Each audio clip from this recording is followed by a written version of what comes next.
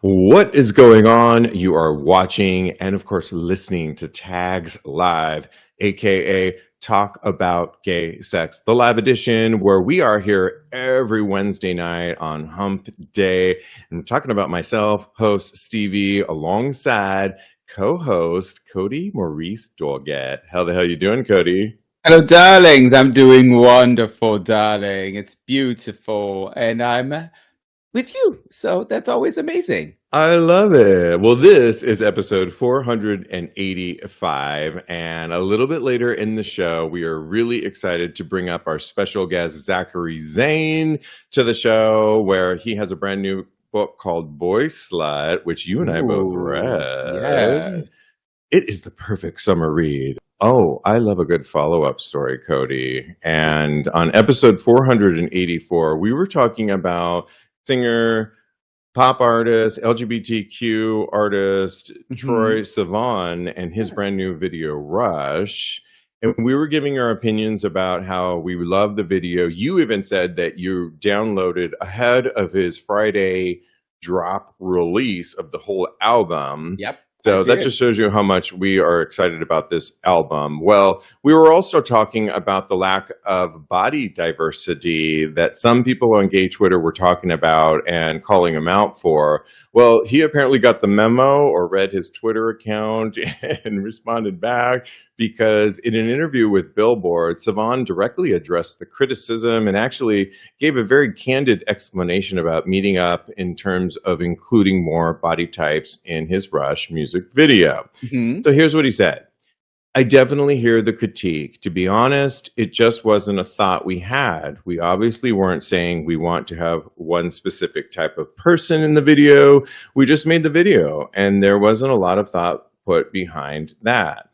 Well, he says that he thinks that he's also later on in the interview that he got the message, and I'm sure, like what you had referenced, Kodi, that I'm sure he will on the next music videos. It's gonna be all. I mean, it's gonna be the most diverse ever. He's gonna be like, everybody's invited, darling. Yeah, but there was one interview that kind of took him by surprise, and it was by oh my gosh, what magazine was it? There was an article, he said, and in the same sentence, the person said, "Eat something, you stupid twinks."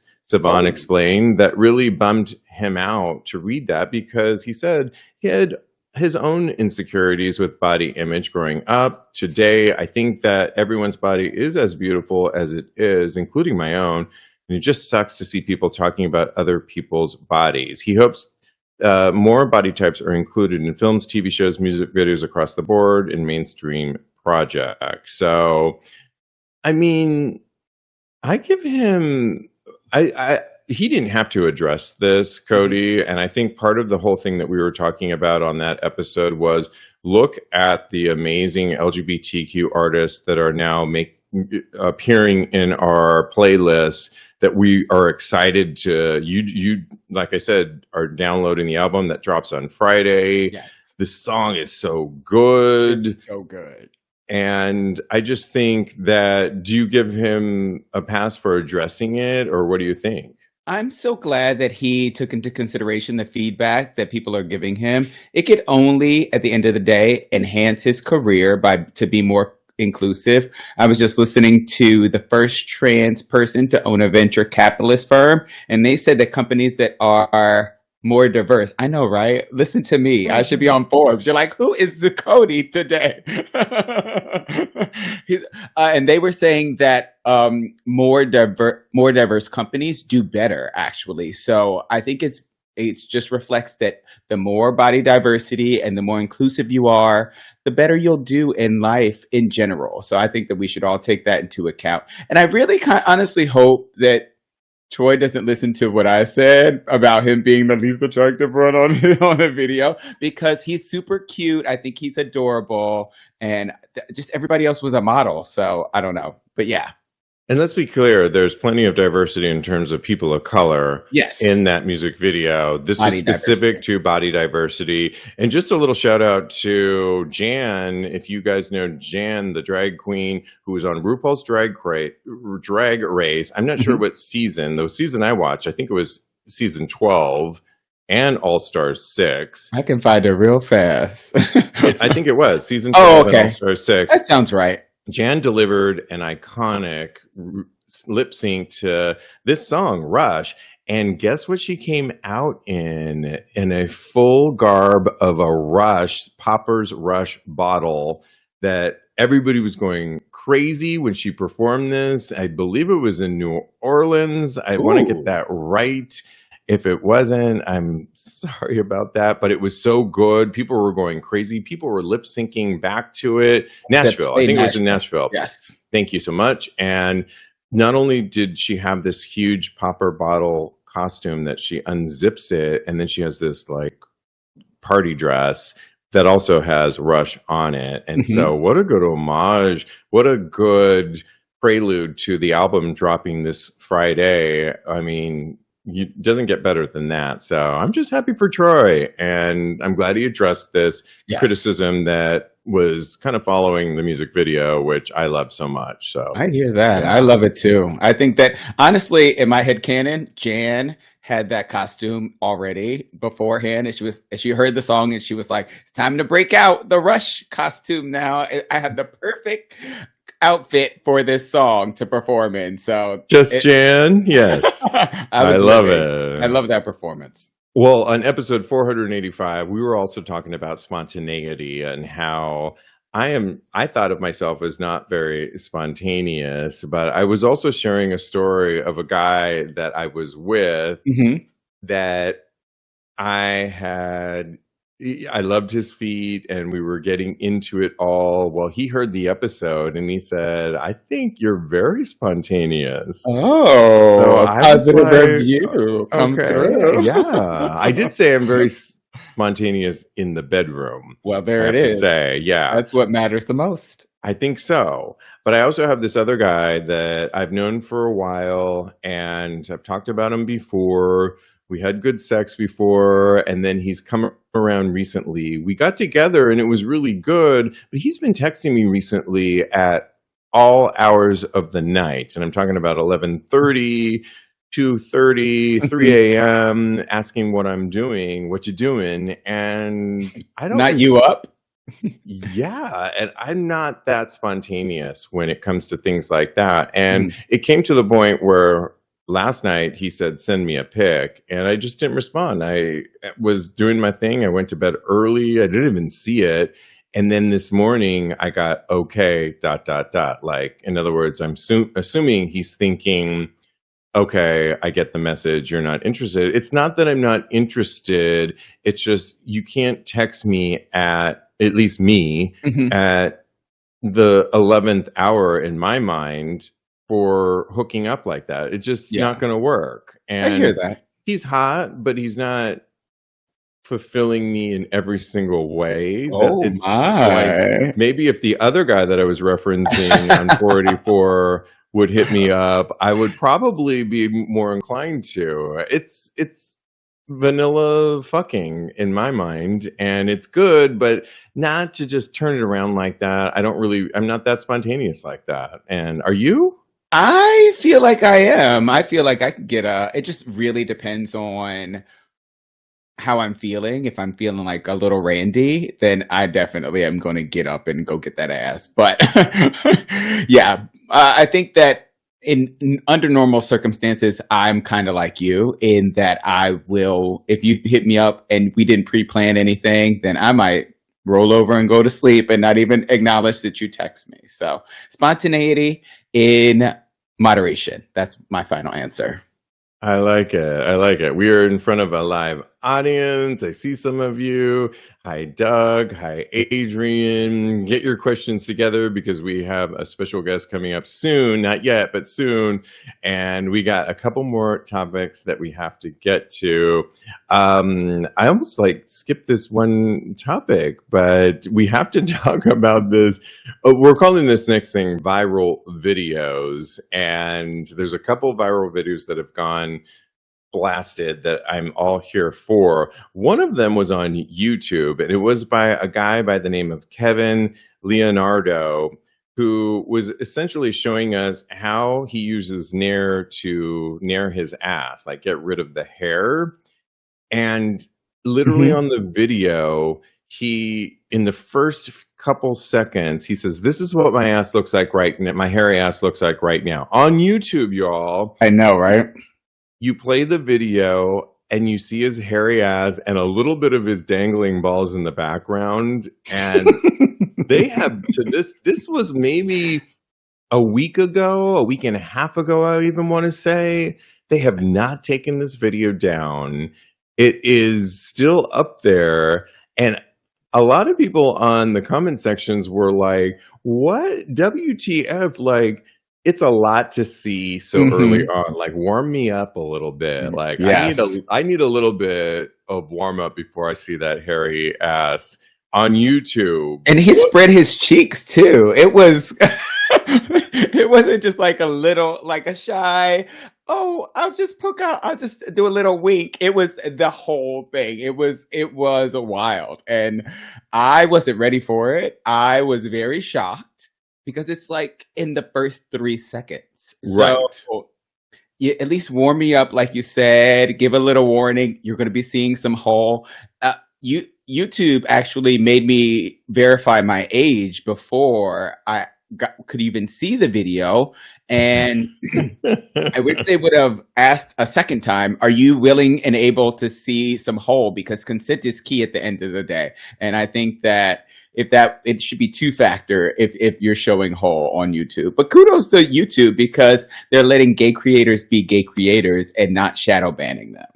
I guess it's just like we've been taken down on Instagram for Yeah, far less, far for less. simply, I don't even know, maybe we were talking about something in one of our short videos, and then this guy's spreading his ass cheek, showing his hairy ass, Let's go on and YouTube. We he's can make some loot. fine. And I just think he wants us to drop the link. And yes, I will post this right now in this conversation, Zachary, and you can let us know what you He think. wants to check it out. Check it out, and we want to know what you think. I just think it was a lot.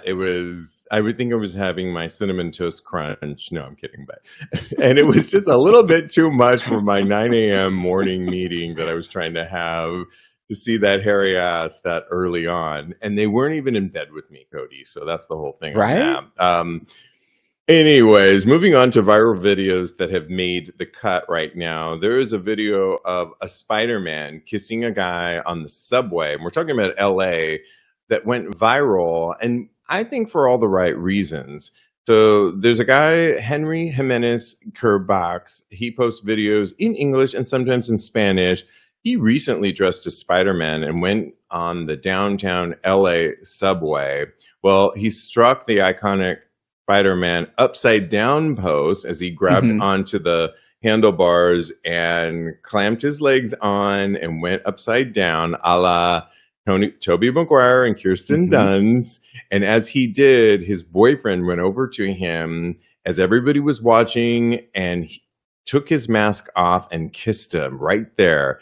And I'm looking at the video right now. It's so adorable. It's so Yes. cute. There was no anti-hate crime. Everybody was just loving the moment. What did you think of it when you saw this, Kodi? And I thought it was epic.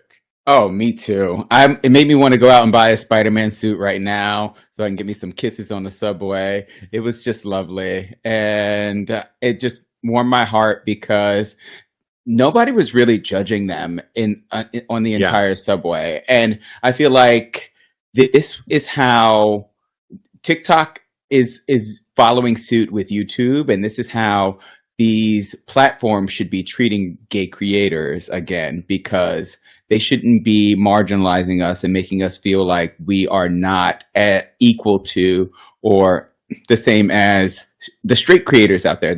I feel like they get away with murder, honestly. But Yeah, it was just nice to see because we have reported on several anti-hate LGBTQ crimes, and LA is had their share of crimes against the LGBTQ community, mhm. and so to see this and have everybody either take a video of it, clap practically, it was really inspiring and shows that what could be. And I just think it was really great too. Yeah.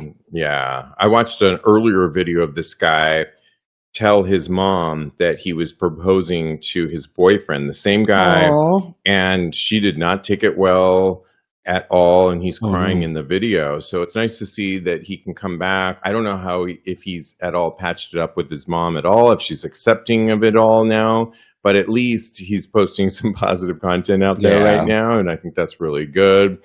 Like I said, we are live, and Billy watching us says, I saw that video too. It was cute. I love Spider-Man. Can someone put a Spider-Man costume for me, please? Put on I know, right? I know. It's one of the sexiest costumes I think you can put on, right, Kodi? I love Spider-Man's costume. It's your comic book, so come on. I was going to go down the line. I love a He-Man costume. I love a Nightwing costume because he has the greatest ass in all of comic books. Who else do I love?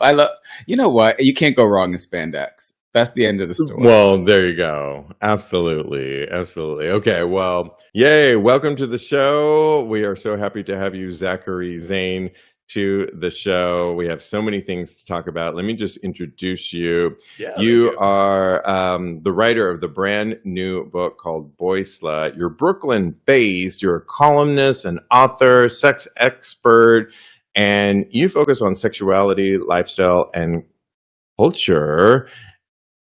Congratulations on your brand new book, BOYSLUT. I read it. Kodi read it. It's really riveting. As I said to you at the party last week when I saw you, my sister, we were in different seats coming from Puerto Vallarta to San Francisco, and my sister kept walking past me, trying to get my attention just to check on me. And she said, "Your head was just in the book." I'm like, "Yes, it's that good. It's really that good." So I want to thank you for writing such a great memoir, and welcome to the show. Yeah, thank you for having me on. And I just want to say I did watch that video, and I do see what you mean. Within about 8 seconds, it really is a zoom up of his hairy hole. Even though it's exactly what you described, I still was shocked, even though you described it perfectly. I now understand where you were coming from with the critiques of that video. It was, more than I expected. But anyway, we can get back to the book here. I just wanted to. No, definitely. Yeah, right. Okay. Well, we have so many things to ask you. But first off, like I said, I love the book so much. I finished it last night. It's so honest. It's real. And dare I say, it could be helpful to so many people questioning their identity, whatever stage they are at. I know there's parts in the book that you preface by saying, "Mom, Dad, please don't read this chapter." We'll discuss a little bit later. You also admit to hurting past partners you've been with. I guess the obvious question is, why did you want to write this book now and devote so much of yourself in this book?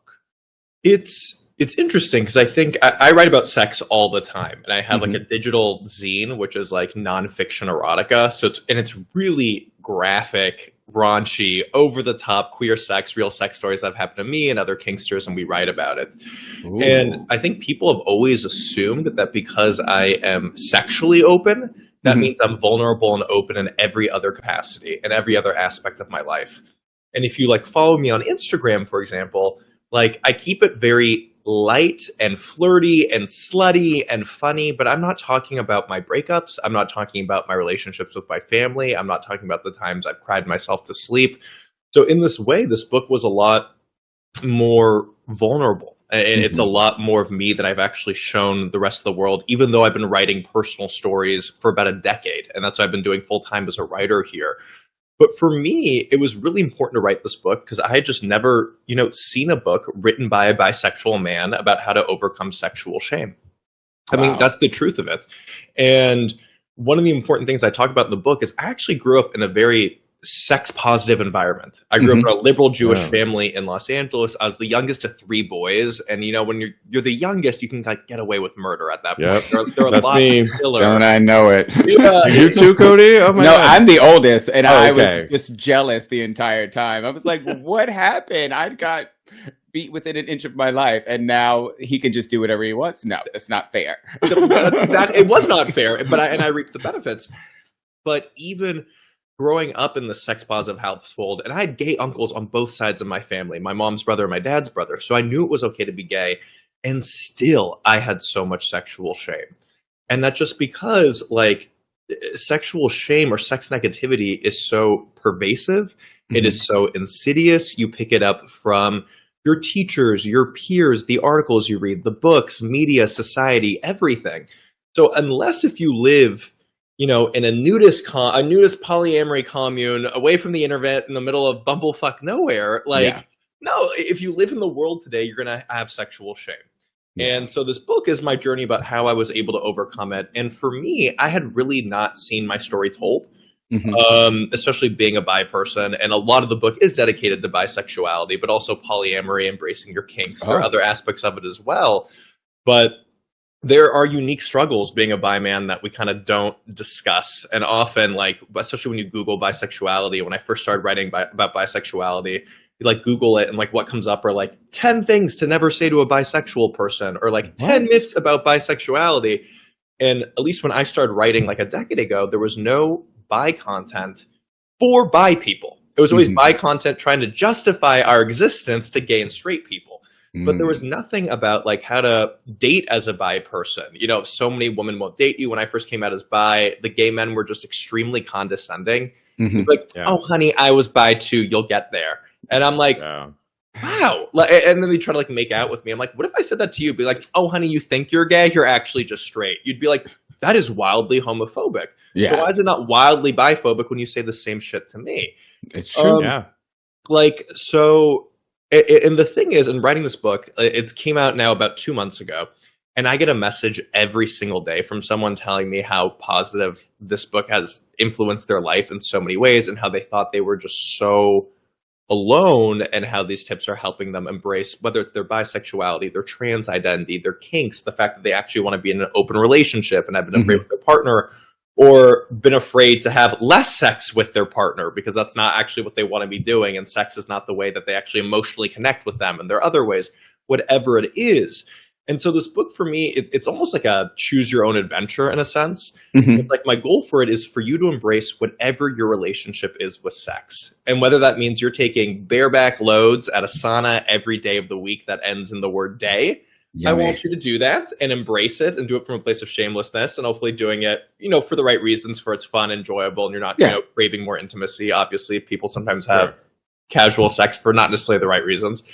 But if you are asexual, I want you to embrace that. If you are demisexual, meaning you only have sexual desires after you have a romantic connection or emotional connection, I want you to embrace that. If you like vanilla sex, embrace that. If you want open, whatever it is, I want you to embrace it. And hopefully I show you in this book, not only how you can embrace it, but how you can find a community of like-minded people that support you and accept you, and how you can also find partners who complement and match your specific relationship with sex. I love that. I really, really do. And I just thought that your book was so witty and thoughtful, and it was hilarious. Thank you so much for writing this book. About the book, BOYSLUT, what is exactly a boy slut? What is that versus a whore specifically? You know what? I have a glossary in the beginning, and I have a quick, if I may, definitions. I need them. If I may read, you know, a quick definition of how I define boy slut here. It'll take me about a minute. Okay. You might not be thrilled by the title of this book, or by the fact that I call myself and readers boy sluts. After all, the word slut is highly gendered, and it has seldom been hurled at me or men as an insult intended to harm, belittle, or control my behavior. Men are often praised for having sex with a lot of women. They're called a player or a regular Don Juan, whereas women are deemed simply sluts. This pervasive double standard is not new, and men have always benefited from it. I know I have. Unfairly, women who are called sluts are often deemed either mentally unwell, she's got real daddy issues, or undeserving of love. I'd never marry a slut. So why do I feel like it's my right to reclaim a word that hasn't typically been used to hurl and control me? First, I choose to identify as a boy slut because it exposes the double standard of promiscuity associated with men and women, and in doing so, hopefully works to dismantle it. Second, as someone who proudly identifies as a queer faggot, I know the power of reclamation. I hope to help remove some of the stigma and shame that accompanies being a boy slut. So, what exactly is a boy slut? It's me. All right, it's me. You guys, it's all of us. Me too. I define as a person of any gender or sexual orientation who approaches sex without a lick of judgment or shame. Being a boy slut is not about having a high body count. It's about having the sex you want, with whomever you want, however you want, without shame. Identifying as a boy slut is to give a gigantic middle finger to society, letting everyone on this planet know that you will not be controlled or behave a certain way just because that's what's considered normal, ethical, or right. I love that. That's There so we go. great. And this just automatically just turned into a boy slut support group, right? Thank in here, you. right? Good. And this whole so, that's fun. Well, Zachary, I know you're a big fan of therapy, and you talk Yes. about it in the book. You talk about as a adolescent, I believe. Did Yeah. you was a psychologist, psychiatrist? I'm not sure. that you When I saw. was 8, my parents had me in therapy. I was seeing a child psychologist. Right. And you have a funny story in there that we want people to read, but it's very funny because you were attracted to your therapist at Yeah. one point and you imagined him naked. I'm just curious, you don't have to tell that whole story, but what do you like about therapy now? And I know in your book, you encourage readers, because there's a whole thing about every end of chapter that I really appreciate, that you suggest things for the reader, not tell them, but suggest maybe you should consider this. That's really, in my mind, and I learned a lot on this, we'll talk about it in a little bit, kind of self-help that you encourage people to do. But can you just focus on the therapy side of it? Sure. Yeah. I think, and that kind of comes like, it's not a strict memoir. I kind of have it as a memoir and manifesto. And that's because, I write the sex and relationship advice column at Men's Health magazine. I have a non-monogamy column at Cosmopolitan. I do give advice for a living, so writing like a There you go. memoir was like hard. I'm like, I just kind of want to say like one thing here, and my editor was like, no, you're allowed to do that. Like it's your book, you can do whatever the fuck. And it's you never want. like waving the finger like you should do this or anything like that, listeners. It's providing options. I think is what I'm Yes. trying to do, and you're allowed to pick whatever it is that you want. And a lot of the times, what I've realized in writing is people don't realize that these are valid options. Like, when I discovered bisexuality, I didn't think that was an option. I thought it was just gay or straight. When I discovered non-monogamy, open relationships, I thought you had to get married. I thought you could only be monogamous. And all of a sudden you're like, oh shit, this is an option that I can do. So I'm just trying to present other options that you might not be aware of. And if you're like, oh, this actually sounds like it might be a good idea for me, I want to try it out, that's great. If you see it and you're like, no, this is not me, this is actually harmful for me or something that could actually be detrimental to me, good. Have independent critical thought. I want you to. You don't have to agree with everything I say. Everything's not going to be for you. I'm sharing my experience. But to answer your question kind of more directly here, so talking about therapy, I mean, it's, as queer men, you know what I mean? We have so much trauma, and trauma is such like, it's almost the word right now. I don't want to say it's devoid of meaning, but everyone's kind of using that capital T trauma, lower T. I want to be like, but we've experienced a lot of hardship. We've experienced a lot of hiding, a lot of lying about who we are to others, a lot about lying who we are to ourselves. We have a lot of internalized homophobia that we might not even realize at this point. We have internalized homophobia even after we've come out as gay. We have trouble having sex with men sober. We have trouble connecting, having intimacy. We're so afraid that other people are going to reject us that we are initially kind of so mean and withholding and cold, and sometimes we kind of mask it as like, oh, we're reading them to filth, when it's like, you're just being a mean cunt for no reason. Like that's not, you know what I mean? Like there are kind of differences here.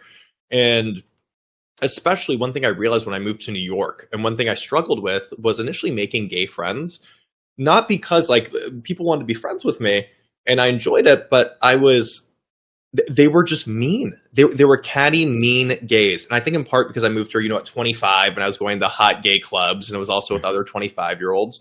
But a lot of times what I see is, people from Alabama, Mississippi, Idaho, whatever, they come from a religious conservative household. They get kicked out of their house for being gay. They move to New York. And that is a great first step, but that is not solving all your problems. You still have so much trauma you need to work on. And I just want to encourage all queer men to get into therapy, to work on that trauma. And just by the nature of moving to New York, yes, like you have removed some obstacles in your life. You're going to experience less discrimination. You're going to be around more gay people who will accept you. But still, a lot of that stuff is deep-rooted, and you really need to be able to tackle it at the source and be able to talk about it, which is why, I think every person needs to be in therapy, but specifically every queer person really needs to be in therapy. Yeah, it's funny because we talk about our gay card. It's like we should look at our gay card and have the gay card should have therapy on there too to see. I think, Kodi. Oh yeah, I totally agree. And you talk a lot about shame in the book and how shame, if we had less shame as far as sex is considered, then we would be open to so many more things. We'd be open to experience ethical non-monogamy, for example. How do you define ethical non-monogamy, and do you subscribe to it? I feel like I know the answer to the second part of that. No, I'm polyamorous and ethical non-monogamous. So ethical non-monogamy, and there are kind of other words for it. Some people just do consensual non-monogamy or simply say non-monogamy, is an umbrella term to describe essentially every relationship that's not monogamous, but it can take many forms, right? So you can be polyamorous, and poly means many, amory means love. So that means you're actually open to dating and having romantic relationships with multiple people. You might have a boyfriend and a husband. You might have a boyfriend, a husband, multiple other secondary partners, whatever it is that you love and cherish, and you call them partners as well. Versus an open relationship means you have, one person who's your primary partner, your husband, your boyfriend, and then you're just open to having sexual connections with other people. So people in open relationships are not looking to have multiple boyfriends. They're not looking to have, a boyfriend, a partner, a husband. And often there are kind of rules in place, like these almost stopgap measures that try to prevent you from falling in love with other people. Right? So when you're in an open relationship, it might be like no sleepovers. Sometimes it's really frustrating when you fuck someone and like, oh, sorry, I don't do kissing on the mouth because my husband doesn't like it. I'm like, oh, for the love of God. But like, I am going to come inside you. But I get it. Exactly. I get it. Like kissing can be a very emotionally intimate thing. And that's, again, kind of these things that you have in place.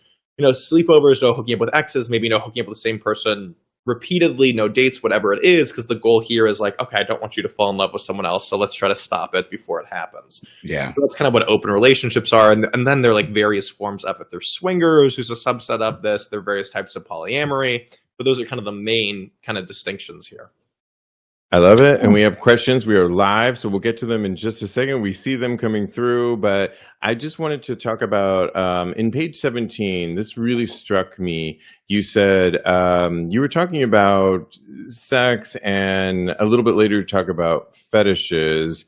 You said each time, well, I think I'm on the wrong chapter, but one of the things that you talk about of fetishes is that everyone should be open to fetishes, and you have a very specific fetish that I don't want to talk about because I want everyone to read. It's a wild one. It's a fun one. It's a wild one. If you want to talk about it, that's great.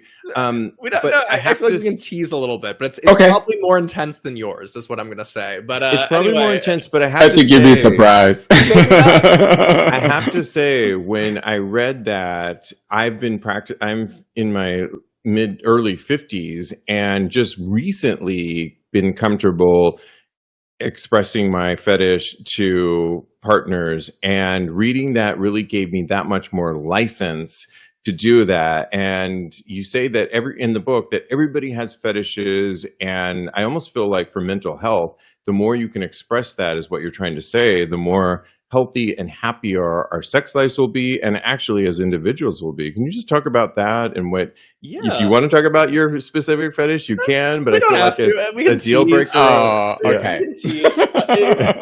I'm going to we want people to read. I'm a little disappointed, I have to say, but no, whatever you're comfortable with. I mean, I've been talking about it in front of live audiences. It's fine, but I think the point of this chapter was essentially to give people permission. Right? To be like, hey, one of the main things I get as a sex and relationship columnist is people essentially asking, am I normal?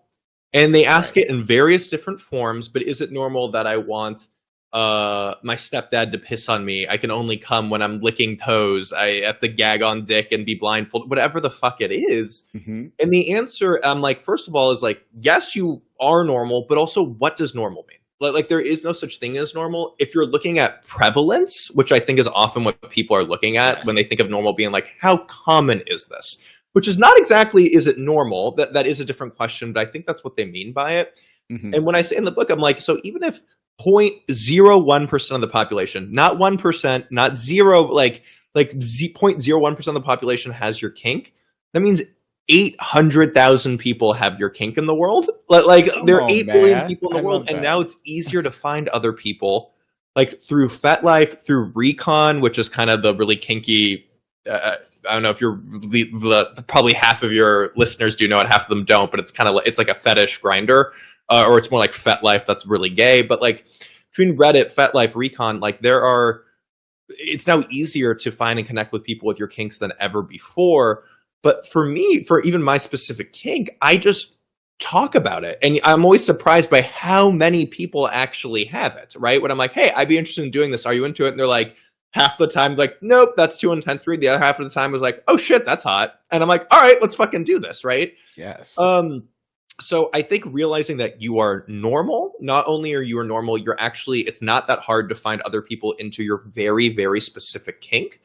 And that the more you can talk about it, the more you can embrace it, just the less shame that you're going to be kind of experiencing, and the more happy you're going to be having sex. You're not going to be as worried about it. And you're also just going to be more sexually fulfilled because you're actually able to engage in your kink, right? It's amazing because I have been practicing almost that mathematical equation that you just talk about. Mm-hmm. The more you talk about it, the more, I think with my kink at one point, it took almost dancers and sex workers to explore it with, to find out, because I figured they'll be into it, that I'm paying for it, to then transfer it over. Actually, I could bring it up in people I hook up with and find out that 9 times out of 10 they're into it. And I've talked about it now. We talk about gay sex. I talk about it on my show now, and it's like I've come from 0 to 100 in just talking about it and getting what I really want sexually in bed. And it's so gratifying, satisfying, and all the above. And most of the people, some people like, oh, that's gross. You know what I mean? Right. I sometimes do get that. But for the most part, I actually am shocked by how kind people are, where they're like, oh, no, that's too much for me. Oh, I'm not into it. And I think it's also you getting better at rejection, too. Mm-hmm. And when that happens, they'll be like, oh, are you into something else? I'm like, no, I was really looking for this specific thing right now. Thank you. No harm, no foul. And, they say happy hunting or whatever the fuck they sign off with. Or I say that. I think it's also rejection is kind of a muscle as well that you get better with. So you talk about that a lot in the book too. Rejection. I have a whole chapter dedicated to rejection, and that's something I wrote about because, firstly, I'm actually very good at getting rejected. That doesn't bother me that much anymore. But like me actually rejecting other people, I struggle with so much, especially because so often people get really upset with me, especially when you call yourself a boy slut. And then you don't fuck someone, and they're like, oh, well, this guy fucks everyone. He's not fucking me. And they get really fucking mad or angry, or they expected something from me. Or I don't know. I think I'm very clear about my intentions, usually going into a sexual relationship, whether it's casual or like I thought it was a casual sniffies hookup. We fuck for 10 minutes, and then he's texting me 10 times. I'm like, hey, I'm not interested. And then he cusses me out, where I'm like, we said 8 words before we sent nudes. You came over, we fucked for 10 minutes, and you left. Like, I don't know, like, and then you texted me, you got mad that I didn't respond immediately. Like, I don't think I'm the asshole here, but I still feel like such an asshole. I still feel like, I'm like, dude, like, I'm sorry you're hurt, but like, we barely spoke. We fucked for 10 minutes. Like, how are we so not on the same page about this? I don't know your last name, but you want to go on a date with me? I don't know anything about you. It's I know. Kodi, I know you want to get a question in there, though. I do. But so the streets have been calling, and they want to know: are you equally attracted to all genders? So it waxes and it wanes, right? You know what I mean? Like, I've noticed that, like, when I'm sleeping with a lot of men, I miss sleeping with women. When I'm sleeping with a lot of women, I miss sleeping with men. When I haven't slept with trans people or non-binary people, I miss them. I'm kind of greedy and just want everyone all the time. But in short, like, they're like, when it comes to like men and women, like, yeah, I'm pretty evenly attracted. But again, like, it's almost tough to say because there's some men I'm not attracted to, some women I'm not attracted to, some I am more. I'm in a cool place in my life right now where it's like I've really found this bisexual community, because for a while I was sleeping with more men just because it's so much fucking easier. It really is. So easy. And now I'm in a place where like it's actually it's not easier to sleep with women, but it's easier. Like I actually meet women out at these sex clubs, and they're like, they love bi guys, they love me, they hit me up. I'm like, holy shit, this is awesome too. So I'm actually sleeping with a lot of women right now. Actually, just got a vasectomy that I'm recovering from because I do not want babies, and my condom use has never been the best. That's me coming from the queer side. I feel like the gay male side from that aspect, we're not the best with condoms in the era of PrEP, or at least many of us are not. And I sometimes bring that over to the women, and I'm like, oh, I can get you pregnant. That's actually a valid concern that I need to be aware of. Yeah. So I actually just finally did that a week ago, and I'm finishing up recovery so I can finally start having sex again in a few days. That's so funny that you talk about that, because we'll talk about a chapter that we won't get into, but I was so struck by Cocaine Turned Me Bisexual. Oh, that was a fun chapter to write. And the title is just, my title. I love the chapter. I love it. I skipped to that one, honestly. Love that chapter. It's so good. But, I had to skip to this question, Kodi. You'll go back to your question. Yeah. But you talk a lot about bareback sex and STIs. And I have to agree with you, and we'll let people read it. But the whole thing that you're essentially saying right now about wear a condom, and you talk about in the book about seeing your doctor and them warning you after you've got maybe one too many STIs, the same STIs, that are you going to wear a condom? And your answer is always like, no. I mean, why am I going to? You do say that if there's antibiotics that are going to be like restrained and not if cover. If there's antibiotic resistant gonorrhea, I'll really have to that's coming, I think, at some point, and that's going to scare the shit out of me, because like that is a big deal. You'll have to be in the hospital and IVs as opposed to just getting one shot. Mm-hmm. And I was wondering where you were going with this as I was reading it, but we got to a point where you said this is the one thing that gay and bisexual men have. It's that sexuality is the one thing, and I'm paraphrasing in general, but you said it's the one thing that we have. In other words, it's not anti-hate crime when we're on the streets. It's the one thing that we can do in our bedrooms that we own for ourselves. We can express ourselves however we want.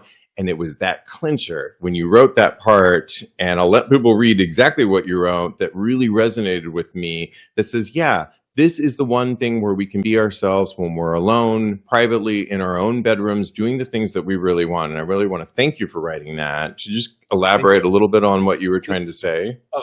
I got eviscerated for that chapter. I think it was especially by women and straight people who maybe were not aware of the culture of bareback sex among gay men. Mm-hmm. But all I'm advocating for is you're allowed to decide the level of risk that you take in your sexual activity. Yes. And for me, and the thing is, in order to evaluate the level of sexual risk that you want to take, you have to have the correct information. So you have to be aware of what STIs can do to your body. You have to be aware of how they're treated. You have to know what your partner is doing, right? Like, they have to be honest about their sexual risk if they're having unprotected sex, what their statuses are, whatever it is, right? You have to get checked more often than not, Yeah, in order for you to make an informed decision, you have to have all the information available. But if you do have all the information available and you decide, hey, for me, it's not the end of the world if I get gonorrhea or chlamydia, I will just get treated, not have sex for a week, and tell my partners. And for me, the pleasure I receive, the connection I have to sex is so much better without a condom that me getting gonorrhea once a year and getting treated. Okay, that's something I'm willing to take. That should be a choice that you are allowed to decide for yourself, obviously with the consent of your partners.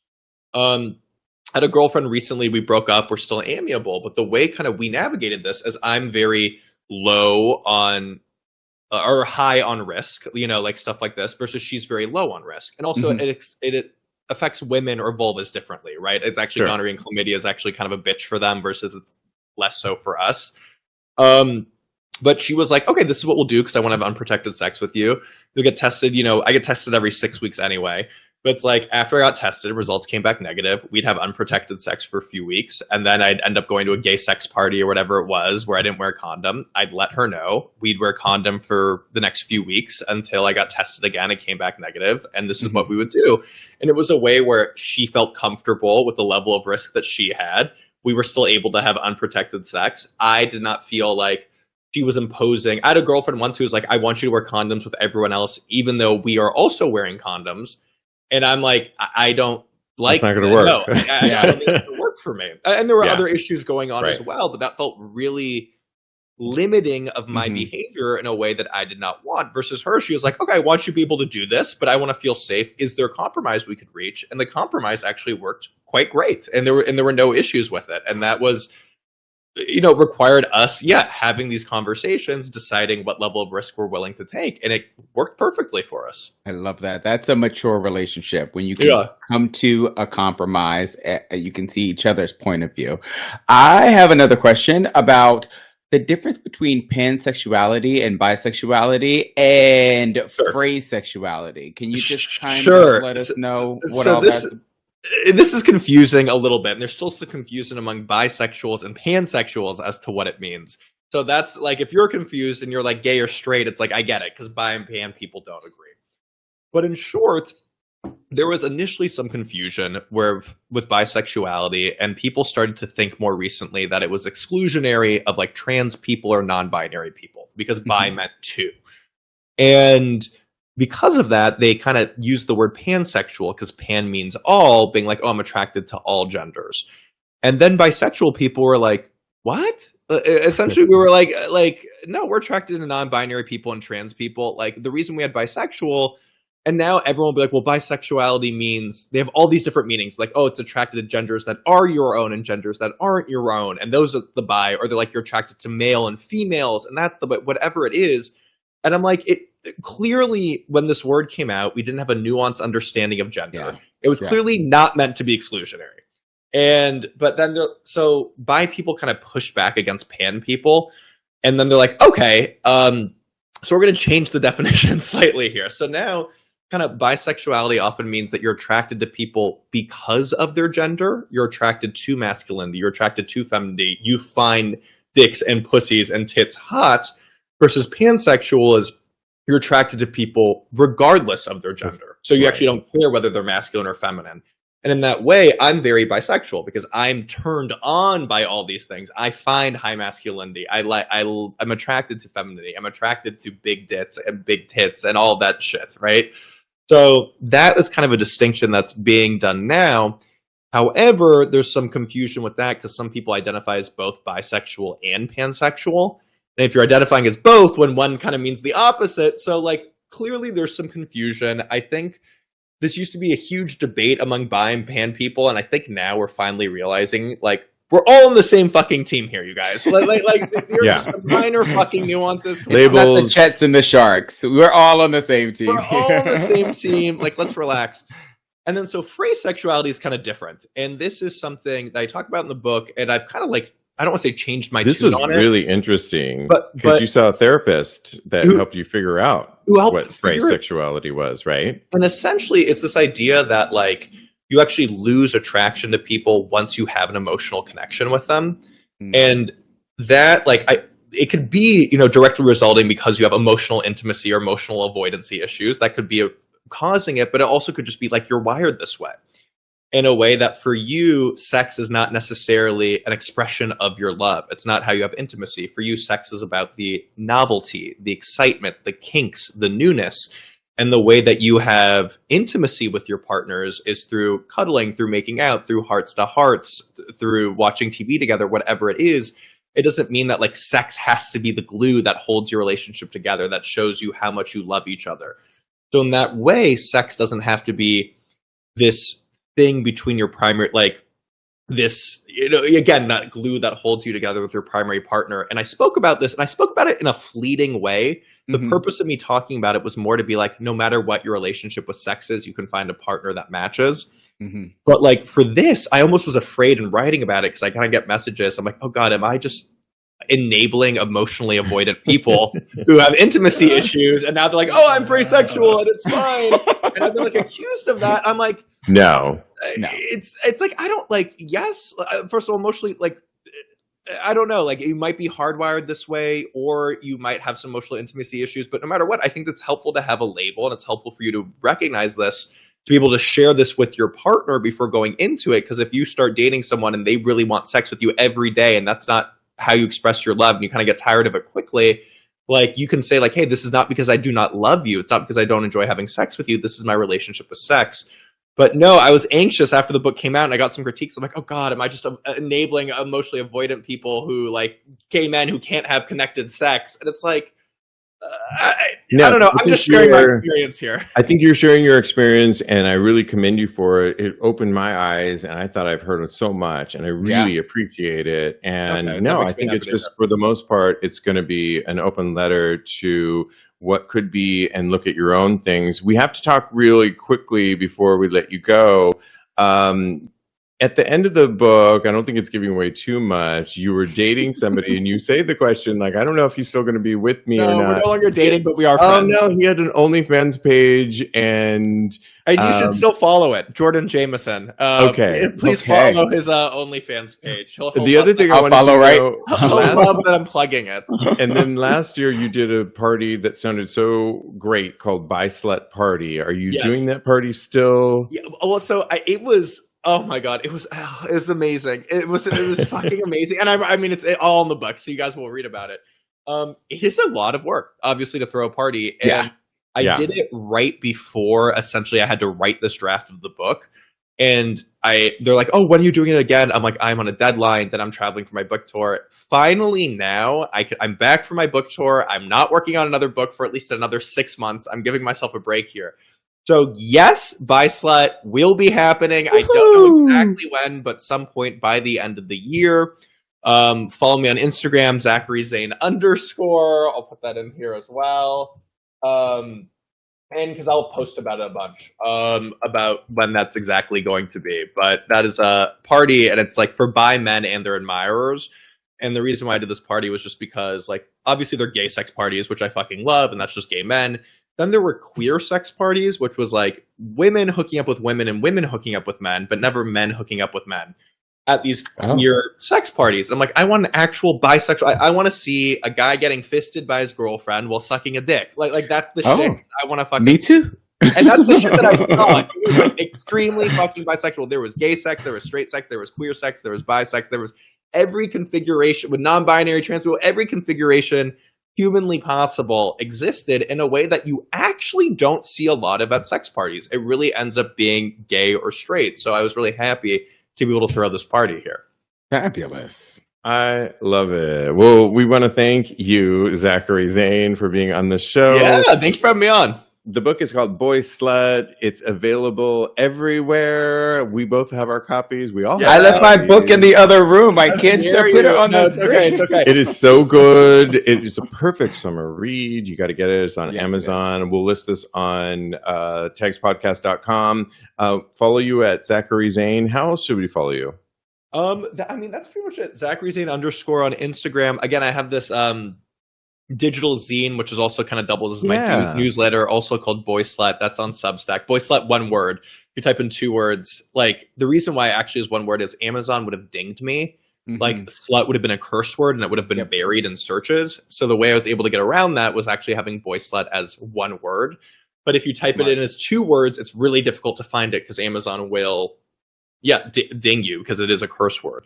But yeah, so you can subscribe to my newsletter or follow that. I also post like party news about that stuff, new things that are going on there, and it's nonfiction erotica. That's fun. My Instagram, Zachary Zane _ or ZacharyZane.com. I love it. And maybe stick around for the last final segment with us where we do this.